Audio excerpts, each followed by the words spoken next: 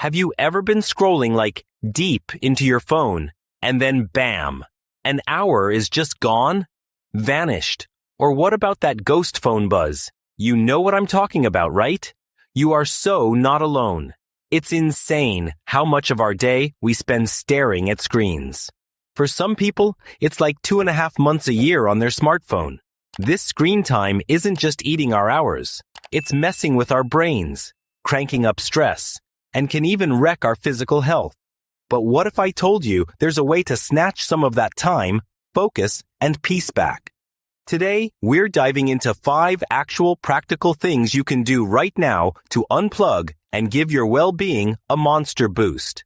And listen, this isn't about yeeting your phone into a volcano. It's about figuring out how to have a smarter, healthier relationship with our tech. Digital detox for better health. 5 practical ways to unplug now. 1. Practical way. 1. Start small and set realistic goals. All right. First things first. Don't go from being online 24/7 to a total digital caveman overnight. That's just asking for a mega headache. The secret sauce. Start small with goals you can actually hit. Maybe it's 1 hour completely screen-free every evening. Or how about this? The first hour of your day, no phone. Some people even crush it with a social media-free weekend to start. Why does this actually work? Because those tiny wins stack up. As you slowly crank up how long and how often you unplug, it gets easier. It feels normal.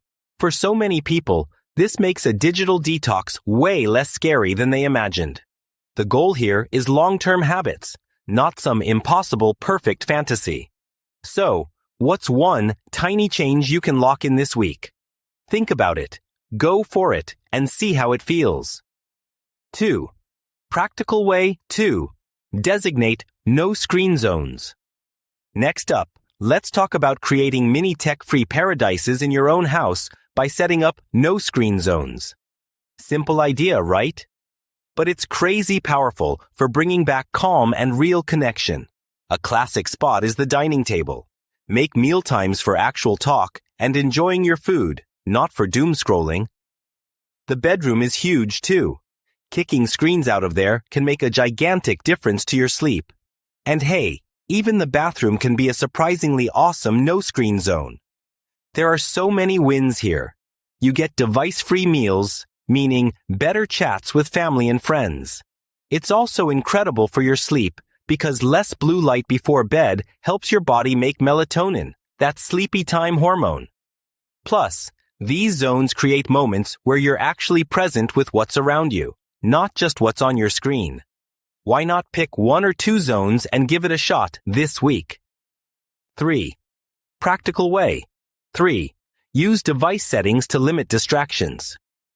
Okay, strategy number 3 is all about conquering that never-ending flood of pings and pop-ups. It's time to use your device's settings like a boss and slash those distractions.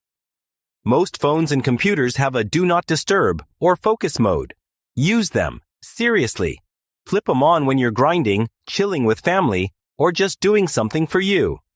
Did you know it can take over 20 minutes to get your focus back after just one interruption? Imagine what dozens of those a day are doing. And while you're in there, get ruthless with your app notification settings. Turn off notifications for apps that aren't absolutely vital. Do you really need an instant alert that someone liked your photo from 3 years ago, or that your game has an update? Probably not, right? Cutting these digital taps on the shoulder makes you way less likely to keep checking your phone and helps kill that feeling of being pulled in a million directions. It gives your brain a real chance to focus and silence that always on-call madness. So, what's the one app or notification that drives you absolutely bonkers?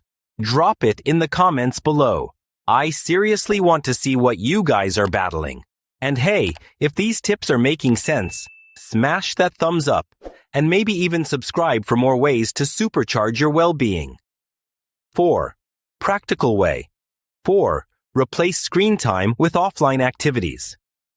Our 4th tip is a fun one. It's all about rediscovering how awesome the offline world is by swapping screen time for activities that don't need a screen at all. It's not just about not using your phone. It's about what epic stuff you do. Instead, think about those hobbies you've always wanted to try, or one you've let slide. Maybe it's finally cracking open a real paper book, starting a journal, sketching something, or even learning an instrument. Getting physical is amazing too. Go for a walk, big bonus points for nature. Try a new sport, or just get moving. Being outside is a proven stress destroyer and really clears your head. When you do these creative or physical things, you're not just killing time. You're actively slashing stress, boosting your mood, and taking care of your mind and body. It's about switching from just consuming stuff online to actually doing things in your life. How about you write down 3 offline things you'd genuinely love to do this week? 5. Practical way. 5. Schedule. Regular digital detox periods. And our 5th and final practical tip is to literally schedule regular digital detox time. Yes. Just like you put meetings or appointments in your calendar, block out specific times, or even whole days, each week to take a longer break from tech.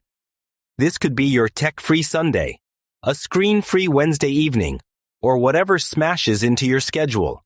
Some places are even pushing stuff like Shut the Phone Up Sunday, which is pretty cool, not gonna lie. Being consistent is what turns a one-off into a real habit. These planned detoxes help you build stronger walls between your online life and your actual life. They give your brain a proper chance to reset and recharge, which means better focus, deeper sleep, and feeling way less overwhelmed. So grab your calendar and see if you can lock in a regular spot to just unplug. Additional tips for success. Now, to make this whole digital detox thing even smoother, here are a couple of pro tips. First, tell people what you're doing. Let friends and family know you might be slower to reply sometimes. This manages their expectations, and they might even become your biggest fans. It can also be super motivating to track your progress. Maybe note down your screen time or how you're feeling in a journal. And this is a big one. Be flexible and don't beat yourself up. This is all about finding a healthier balance with tech, not being a perfect robot. If you slip up, who cares? It's not a big deal. Just jump back on track with your next planned break. Summary recap. So, let's do a lightning round recap of those 5 ways to unplug for better health. 1. Start small. Set goals you can actually hit. 2. Create some no-screen zones in your house. 3. Use your device settings to demolish distractions. 4. Swap screen time for legendary offline activities. Schedule regular digital detox times. Seriously, even trying just 1 or 2 of these can make a huge difference in your stress, sleep, focus, and just how you remember. A digital detox isn't about ditching tech forever. It's about using it smarter and taking back your time and attention. If you found this helpful, I'd be stoked if you hit that subscribe button and the little bell, so you don't miss out on more stuff to help you live a healthier, more awesome life. Are there other things about digital well-being you want me to explode with information on? Let me know in the comments. Thanks a million for watching. Now, maybe take a deep breath, step away from your screen for a bit, and I'll catch you in the next one.